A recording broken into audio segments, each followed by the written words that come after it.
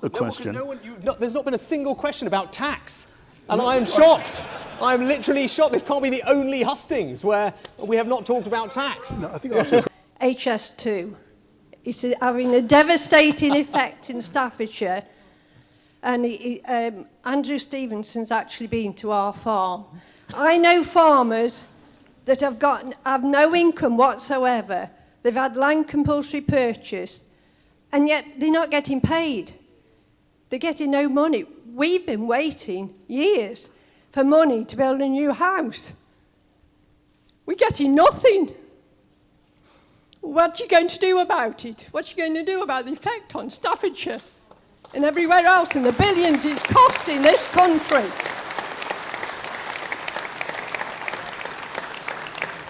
Well, I'm sorry to hear about your situation, and I'd be happy to talk to you afterwards to make sure we get your situation resolved as quickly as possible. Look, on HS2, in fact, that was a more negative reception about HS2 than I expected, given where we are tonight. But look, in general, I'm not going to be able to tell you right now I can cancel that project. I'm not going to do that. So we are where we are at the moment. Now, what I can tell you, though, is, and this actually goes to your question, is the company, and Andrew will know this well, the company HS2 Limited that is in charge of this needs to be held to very firm account. And that is something that I will do. And it's not I want to take on this lefty woke culture that seems to want to cancel our history, our values, and our women.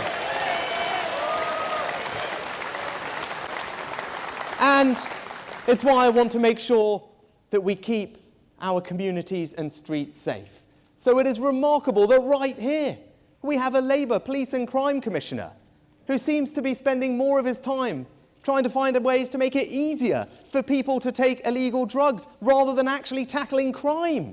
I tell you this, for me, whether it comes to using things like stop or search or indeed tackling grooming gangs, I will never let political correctness stand in the way of keeping us safe. No, Rishi, no questioning the strength of the British response in support of Ukraine. If it came to the point of a threat, a physical threat, a military threat on the part of China towards Taiwan, what should Britain's response be to that? I wouldn't change our current policy on that position at all. So I think our policy vis-à-vis Taiwan is the right one as it speaks today. In concrete terms, what would you do? Sanctions, military support? The best thing we can do to prevent aggression against Taiwan from China is showing Russia that they will not be successful in Ukraine. That is the absolute best thing we can do, and that's why we must have resolve there. Now, my view is that the right way to help those people is to provide them with direct financial assistance over the autumn and winter. And Liz's view, as you probably discussed, and I hope you did, is very different, right? And this is a good point of debate in this context, why these hustings are a good forum, because Liz's view is that ruled out providing direct support and thinks that tax cuts are the answer. Now, a tax cut that she's proposing for someone on her salary is worth about £1,700, right? That's pretty hefty. For someone working very hard on the national living wage, that tax cut is worth barely £1 a week. For a pensioner who's not working, and there are millions of those who are very anxious about the winter, that tax cut is worth precisely £0. Now, I think if we carried on with that plan, if I don't win this and that's the plan that we carry on with as a party, millions of people are going to face the risk of destitution this winter. Literally millions. And if we don't do anything to avert that, I think it will be a moral failure of the Conservative government, and I don't think the British people would ever forgive us. And if I'm Prime Minister, I will not let that happen. We have to do something that has never been done before. We have to make British political history by winning a 5th general election in a row. Now, even though that hasn't been done, I know that working together, all of us, we can do it. But it's going to require us to appeal to swing voters everywhere. Right here, in the north, in the south, in Liberal areas and Labour areas, in Remain areas, in Brexit areas, in urban areas, in rural areas, in Wales and in Scotland. And I passionately believe, and the evidence suggests, that I am the candidate that offers our party the best opportunity of beating Labour and ensuring Keir Starmer never walks through the doors of number 10 Downing Street. Yeah, I mean, I read about it earlier this evening, and it's shocking. Olivia, I think her name was. I actually thought she was 9, which is the same age as my younger daughter, and it's horrific. I mean, I'm sure the parents, grandparents are here, and I read it, and I called my wife and spoke to my daughter. Actually, is what I did when I found out about it earlier on today. And my heart goes out to her family, as I'm sure it does from everybody here tonight, about grappling with a loss like that. What can we do, in government to try and prevent things like that from happening? Yes, it's about putting more police officers on the street, and we've got a plan to do that. But it's also making sure more than are proposed so far. Well, I mean, at the moment, we need to finish putting 20,000 more on the streets. But I think actually we need to make sure that they're focused on the right things, and that we're using their time effectively, and we're using the best techniques that are available to policing. And I mentioned it in my remarks earlier. I think actually when I talk to people involved in fighting crime, when I talk to our police and crime commissioners and our councillors everywhere, what's clear is that there are things that hold us back from getting to grips with crime in our country. And a couple of examples, one is stop and search, which is a very effective policing tool. Now, our Conservative police and crime commissioners understand that, and they want to use it. We just came from a hustings in Manchester, where, Andy Burnham, the Labour mayor, has got a police force that's been in special measures, and I want to actually provide police forces like that with the powers to use stop and search.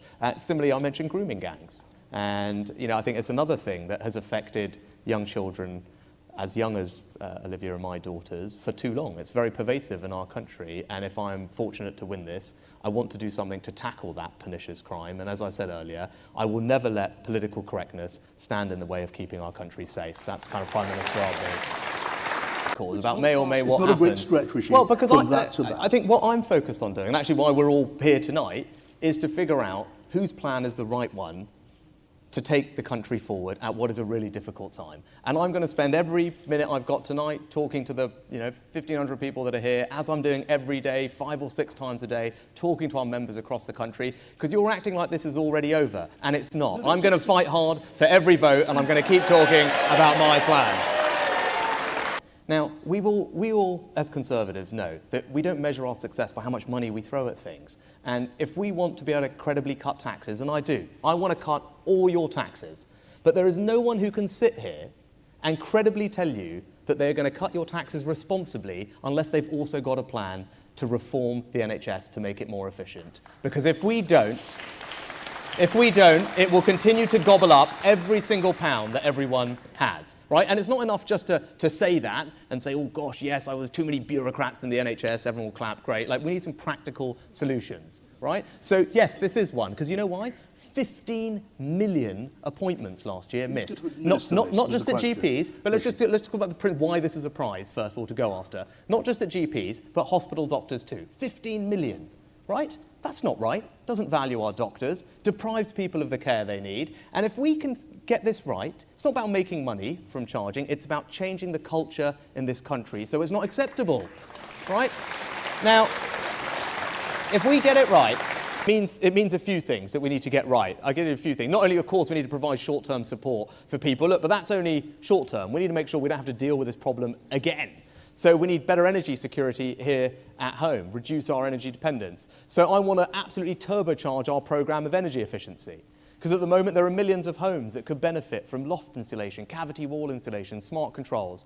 We've got a government set up money to do that, but it's not working properly. And if we can do that, we can save people £400 off their bills and reduce our energy need. We also need to create an innovation economy that's going to, not a million miles away from here, create the small modular reactors that can power all our homes much more cheaply and cleanly. We need to find new forms of energy storage to make sure that next year we don't have to deal with this problem. And lastly, we have to reform our energy market.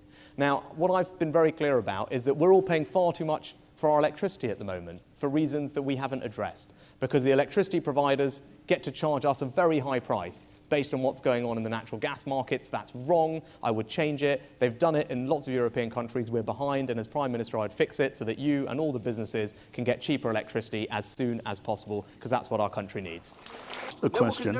There's not been a single question about tax, and I am shocked. I'm literally shocked. This can't be the only hustings where we have not talked about tax. No, I think I asked you a question about tax at the very very top. I asked you about VAT, which was one of the tax policies, one Yes, of you your did. signature. That's not, yes. No, I accept your apology, Rishi. It's perfectly fine. Corporation tax. I like to leave people happy. We'll talk about corporation tax. Give me your thoughts on your line on corporation tax. Well, look, we're talking about big companies, aren't we, rather than small?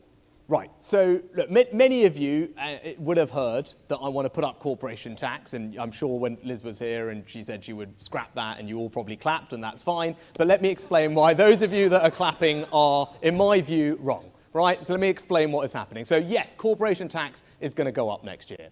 But why is it going up? Well, it's going up in part because of what I said. Because, like Margaret Thatcher and Nigel Lawson, I believe it's not right to have excessive borrowing.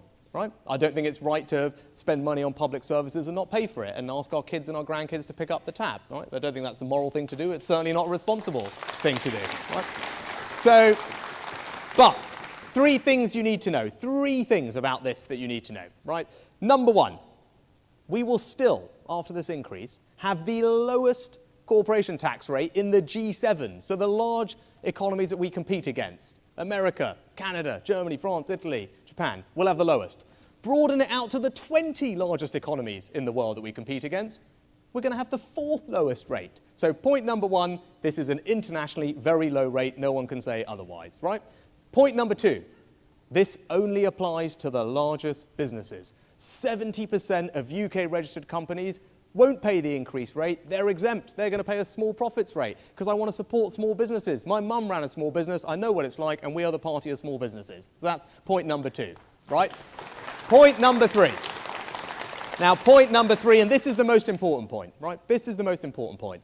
I'm going to combine that increase with significant tax reforms and tax cuts to the other bits of our corporate tax system. So for those businesses that are investing, so imagine that manufacturing plant that's expanding, putting in an extra line, putting in some new robotics to increase the productivity of its output. That we have big tax cut for. Imagine another business, not a million miles away from here, that's investing in R&D to create a new small modular reactor that's going to provide clean energy for us at affordable prices or anything else. That business also is going to get a tax cut on R&D. Why? Because those are the areas where we fall behind all our other countries. When you say, why is our productivity lower? Why is our growth not as high? It's because our businesses are not investing as much. They're not innovating as much. Now, as your Prime Minister, I promise you, I will apply that same urgency and grip to every other aspect of government to build a better Britain. A Britain where our kids can walk safely on the streets at night. A Britain where the NHS is finally reformed and there for us when we need. A Britain where our schools and apprenticeships are the envy of the world in providing opportunity. And a Britain where our economy is the most dynamic it has ever been, with our businesses investing and innovating to create jobs in every part of our country. But I also promise you this, perhaps more importantly, that I will give you my all to ensure that each and every one of you here tonight can always feel enormously proud of the Conservative government that I will be privileged to lead. So I humbly ask for your support, not just to be your next party leader, but also the next Prime Minister of our great country. Thank you.